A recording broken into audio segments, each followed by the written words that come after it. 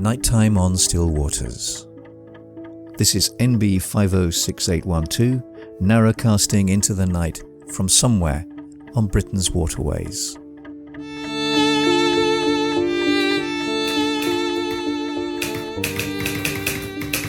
March 19th, Thursday.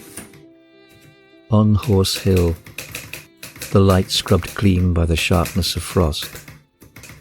Two rooks harry a buzzard pair, who fly on wings of feathered nonchalance.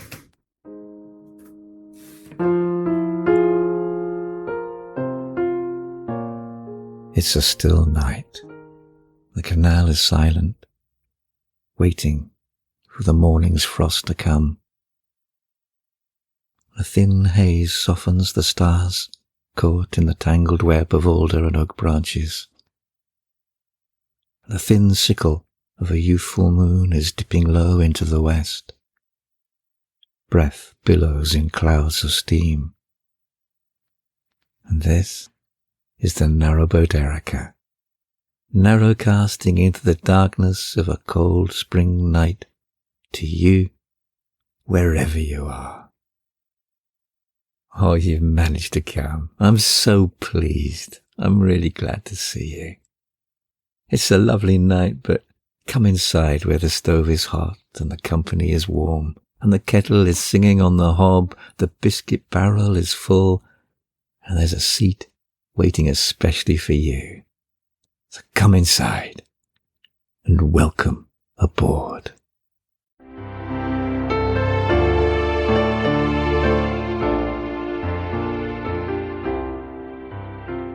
March, strong in song and gaining strength in light too.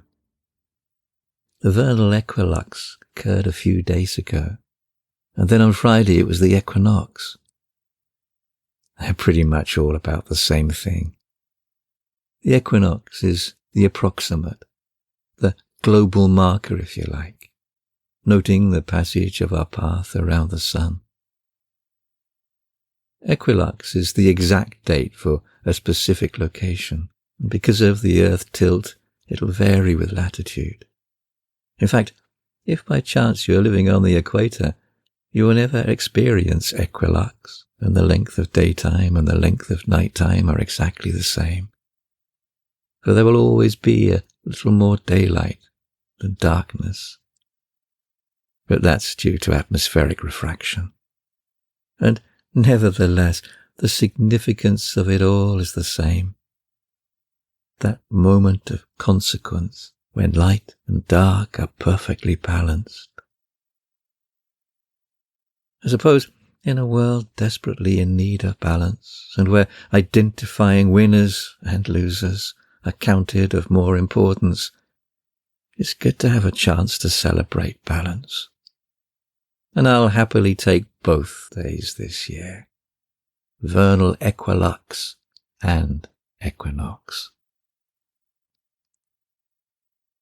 The local fields, close cropped by sheep, are now increasingly populated by the day with newborn lambs, are swelling with spreading constellations of pastels.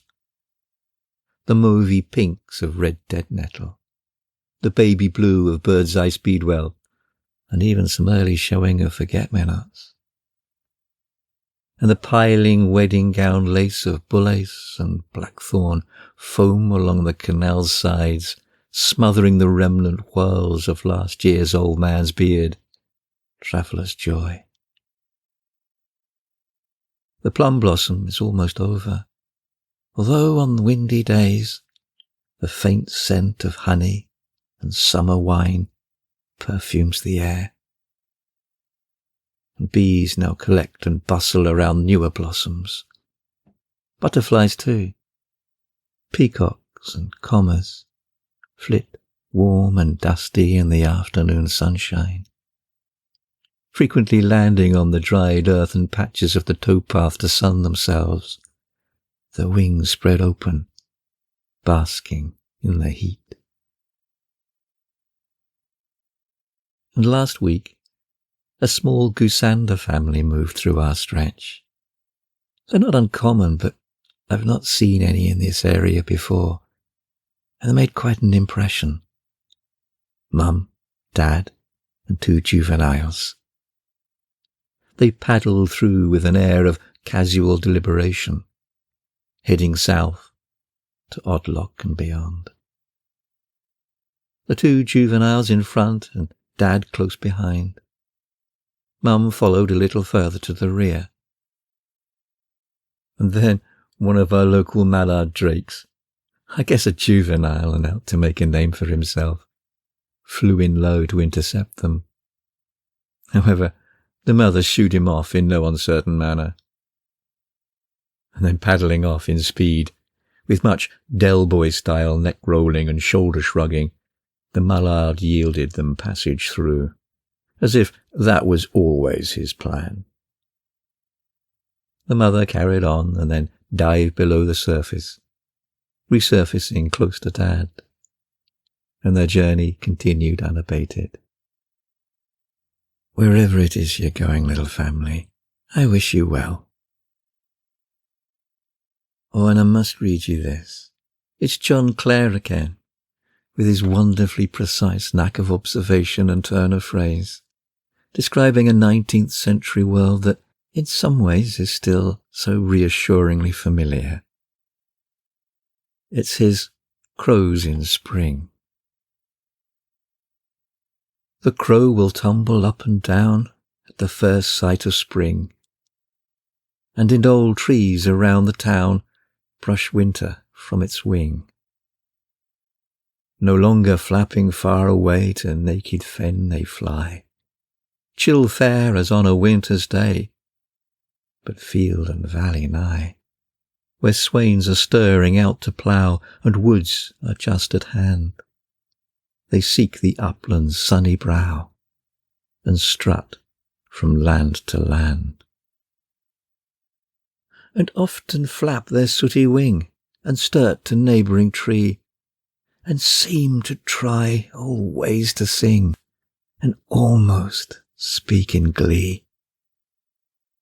The ploughman hears and turns his head above to wonder why, and there a new nest nearly made proclaims the winter by.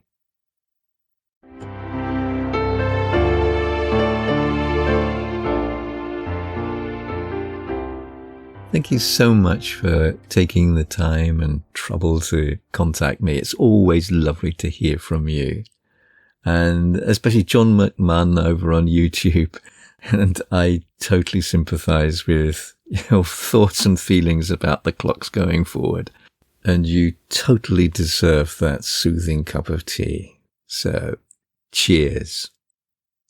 And hello and a really warm welcome, Brendan Doyle from the state of Maine. I'm so delighted that you found the podcast and are enjoying it. And thanks to David Johns from Cruising the Cut for putting you onto it. And I'm sure that you're going to really love Temple Thurston's The Flower of Gloucester. It is a really lovely and special book. And over on Blue Sky, greetings to Captain Arlo. I loved that little video, Captain. Thank you very much.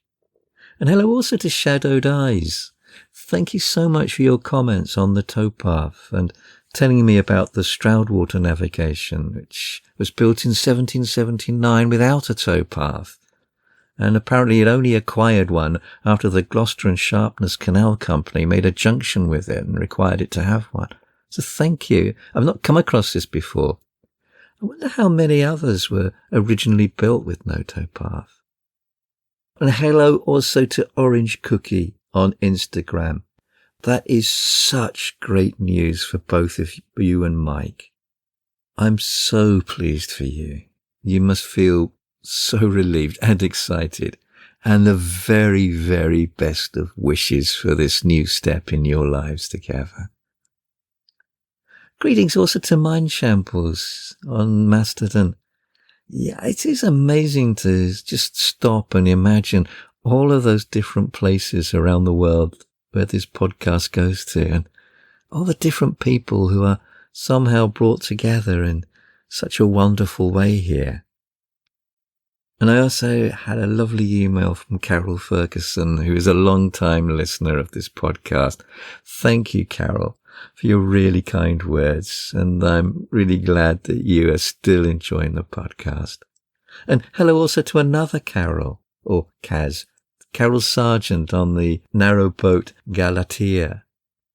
Carol sent me some video footage of her local otter having a nighttime snack, or feast actually, rather than just a snack. Thank you so much, Carol. It was an amazing thing to watch. Incredible. Thank you. And hello also to Lee in Colorado. And Lee, first of all, I've just realized a little bit earlier that I hadn't replied to your last email. I'm so sorry. Everything's been just a bit chaotic and out of kilter here, but I'm really pleased that you at long last did get some snow. Lee wrote to say that 10 inches fell, which for the United Kingdom in recent years would be an almost unimaginable amount. But Lee also said that nonetheless the unseasonably warm weather continues and it's been melting fast. And they're still really hoping for some decent snowfall. And if not snow, then rain at least. And it's also good to hear, Lee, that at these times even politics can't divide communities. And Lee also sent me something that she found on the internet, where somebody from New York posted what he or she defines as the actual 12 seasons over there.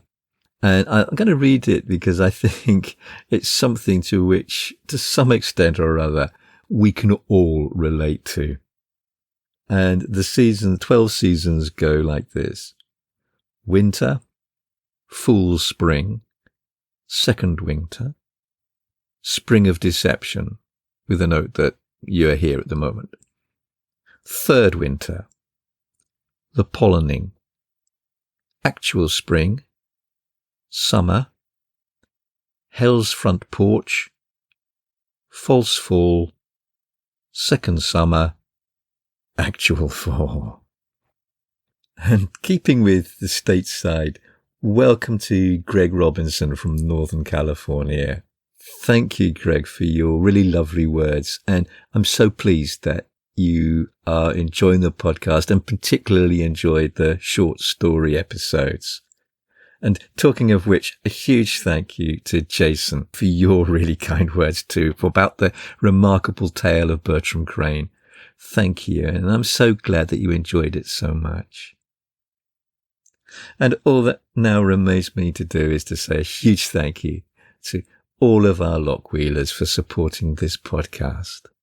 They are Anna McKellar, Susan Baker, Mind Shambles, Clare Hollingsworth, Kevin B., Fleur and David Mcloughlin, Lois Raphael, Tania Yorgey, Andrea Hansen, Chris Hinds, Chris and Alan on the narrowboat The Land of Green Ginger, Captain Arlo, Rebecca Russell, Allison on the narrowboat Mukka, Derek and Pauline on Silver Fox, Anna V, Orange Cookie, Mary Keane, Tony Rutherford, Arabella Holzapfel, Rory with MJ and Kayla, the narrowboat Precious Jet, Linda Reynolds Burkins,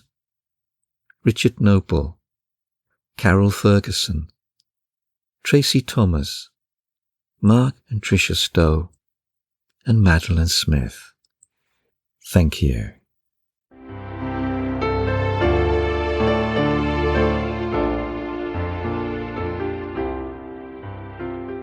The seeds of spring are beginning to show, and in them the promise of the coming year.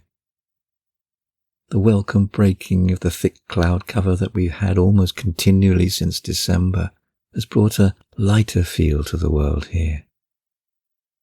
Consecutive days of sun and blue skies, flecked with storybook clouds, has lifted spirits as much as temperatures. And it's amazing what effect the sun can have, Even if the joy of sunny warmth on your back and the jewels scatter of butterflies sunning themselves along the towpath means colder nights and the return of frost, or the threat of it, we'll take that and be glad of the bargain anyway.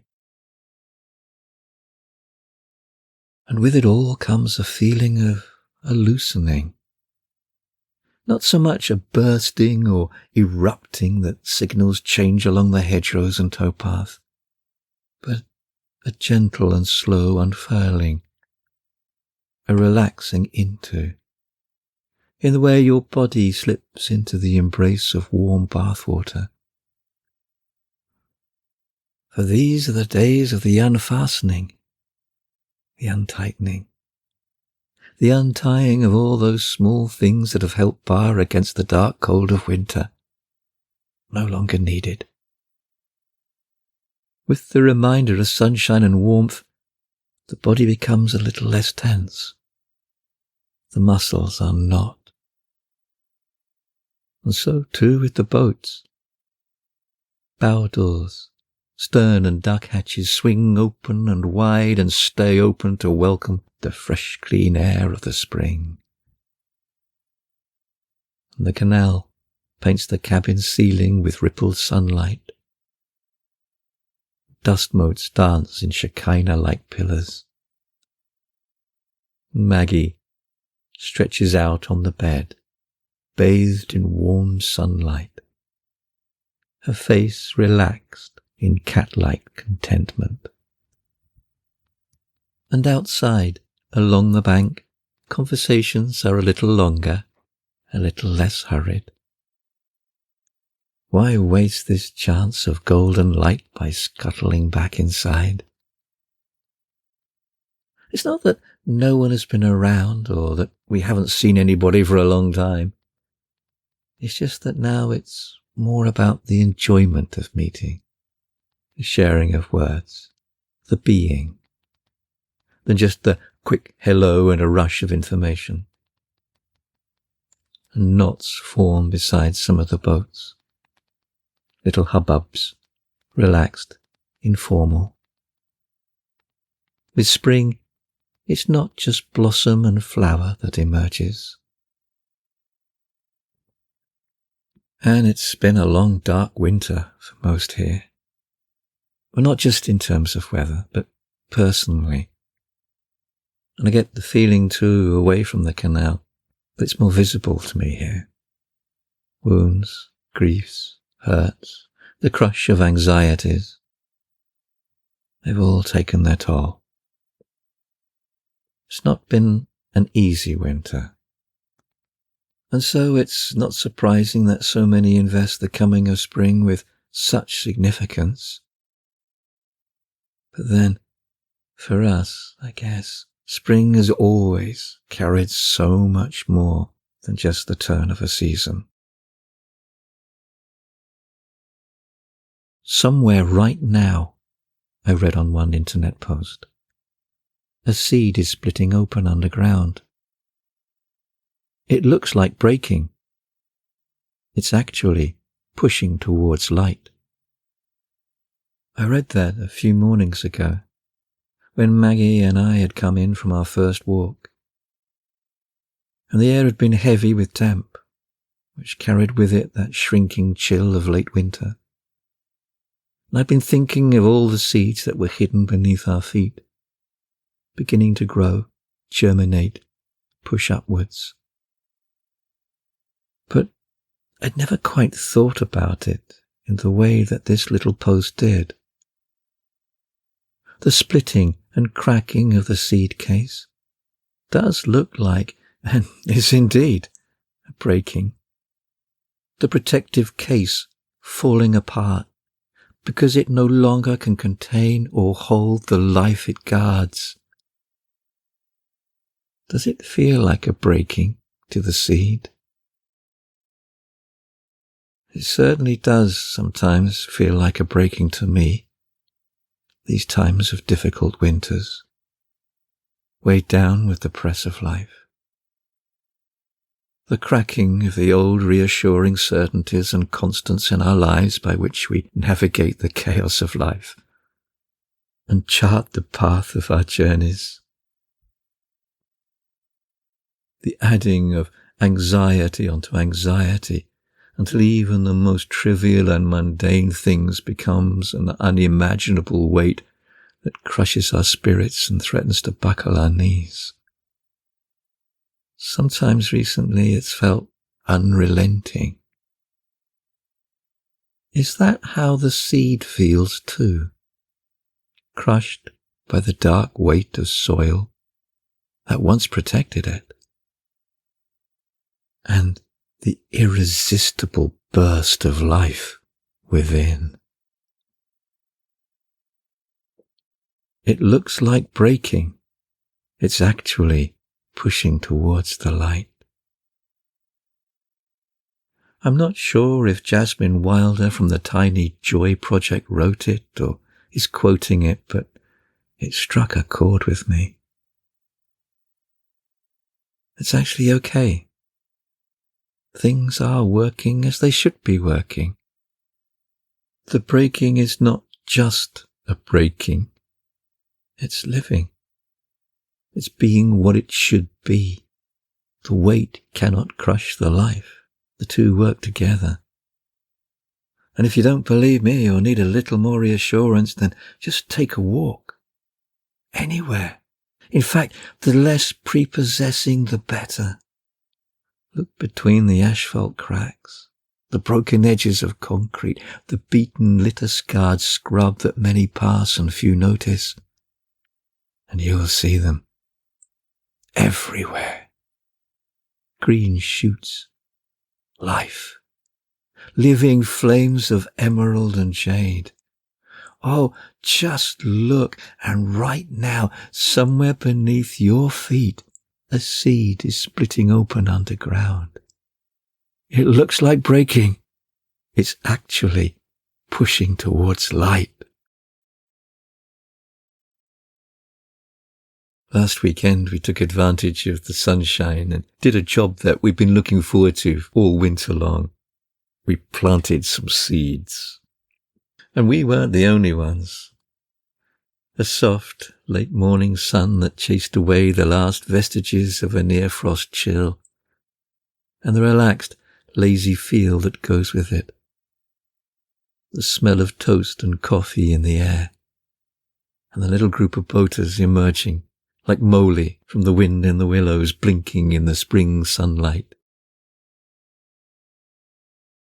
There's a lot of research showing how working with soil offers significant mental and physical health benefits, including reduced stress, improved mood, and enhanced immune functions through the exposure to certain bacteria which act as natural antidepressants. But this moment was something much more than that. Something as philosophical as it was therapeutic. This small moment at the edge of spring, halfway between heaven and hell, a time shared with neighbours, pottering around the boats, sifting soil, planting seeds, gently watering, potting and repotting, just standing, feeling the gentle massage of sun on your shoulders and back. Apricity is what it's called.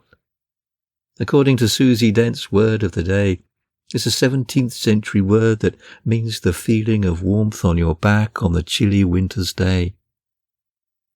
It has the noble distinction of having only one record of its use in the English language, in the Oxford English Dictionary.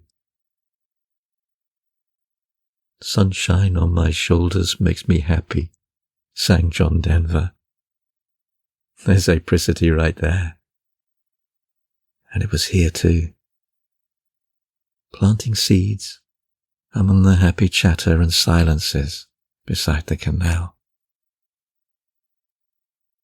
Gently midwifing seeds into their small pot beds of soil, covering them over.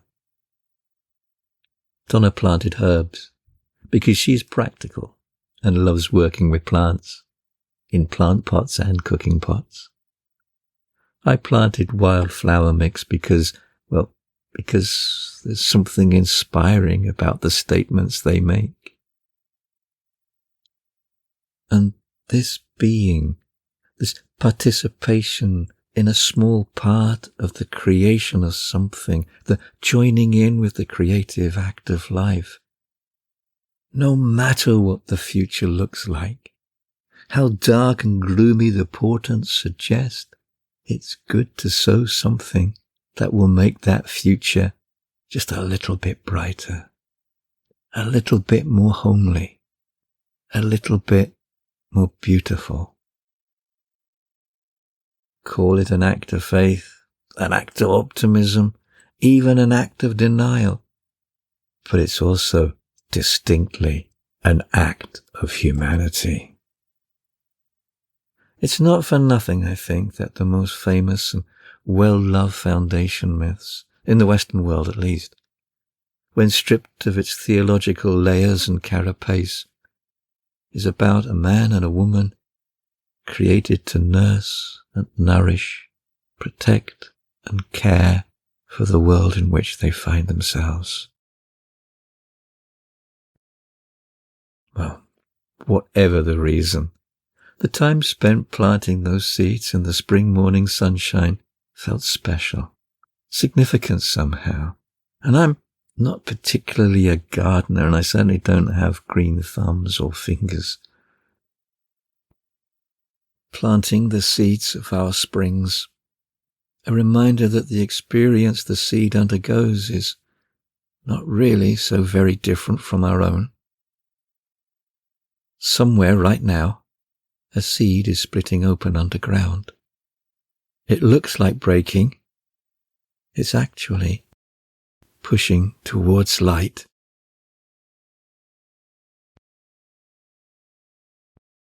And this week I also came across this poem by the Irish poet David Mahan. It's called Everything is Going to Be All Right, and it seems to fit perfectly.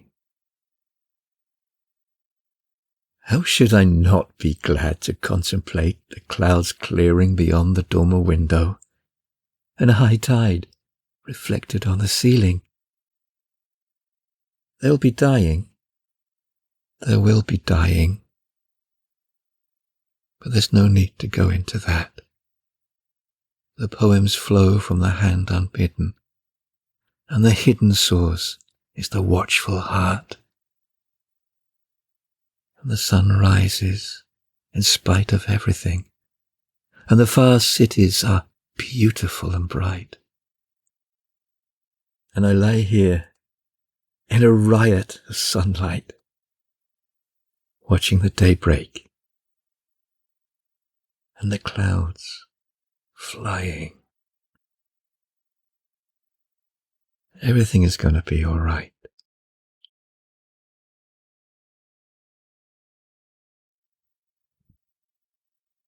And this is the narrowboat Erica signing off for the night and wishing you a very restful and peaceful night. Good night. Temperature outside 3.8 degrees, inside 23 degrees. Humidity 82%. Dew point 1 degrees. Wind direction east-southeast. Wind strength 2 miles per hour. Barometric pressure 1018.3 rising. Cloud cover 11%. Cloud ceiling 40,000 feet. Precipitation nil. Moon phase 10.7% waxing crescent. Day length 12 hours 14 minutes. Sunset 18:22. Sky casting 6:05.